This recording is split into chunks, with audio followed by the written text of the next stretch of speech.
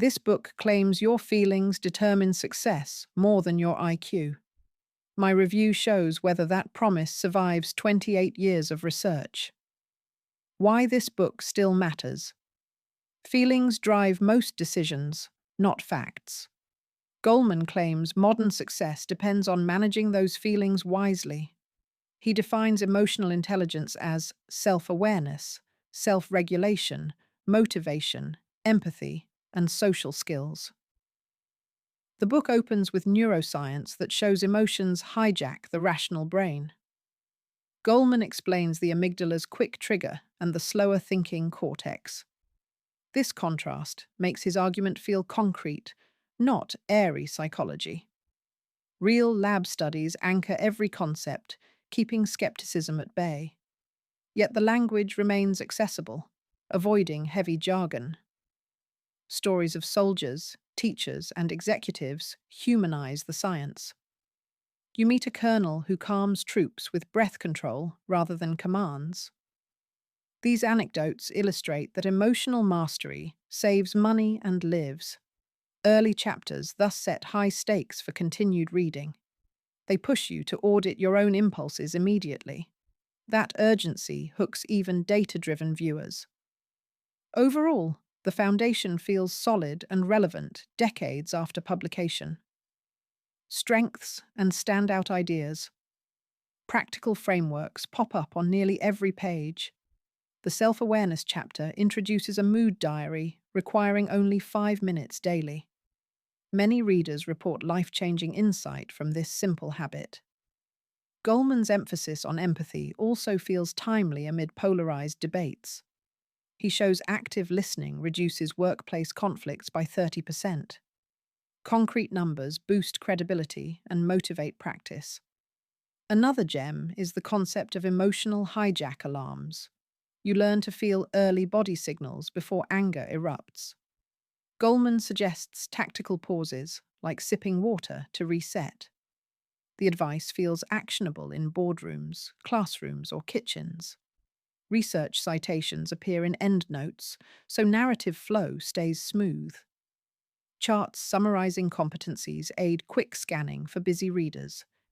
Each visual reinforces memory through repetition and clarity. These strengths explain the book's enduring bestseller status.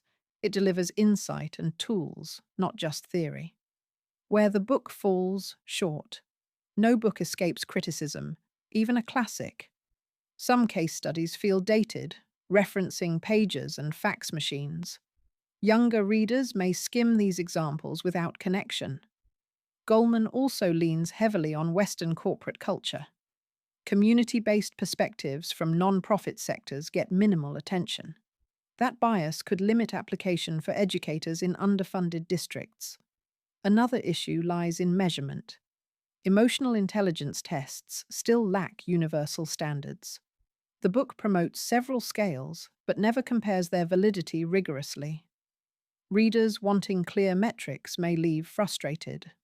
Goleman's optimism sometimes borders on evangelism. He implies emotional training cures social ills quickly. Real change usually demands systemic policy shifts, not workshops alone. The narrative underplays power imbalances that shape emotional labor. These limits do not negate value, but context matters. Knowing shortcomings helps you adopt ideas wisely. Should you read it today? The final question is simple, but personal. If you crave better self-regulation, this book still ranks high. Goleman gives actionable steps without moralizing tone. Leaders will appreciate the link between empathy and profit. Parents gain techniques for modeling calm responses to kids. Students learn study habits tied to emotional states. The prose remains readable even for busy professionals. Chapters stand alone, allowing targeted reading during commutes. Critics argue new research supersedes some neuroscience. However, core principles align with current social psychology. Pair the book with recent habit studies for deeper science.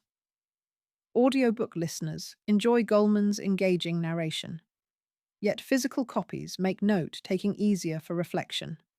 Buying second-hand keeps cost low and supports circular economy.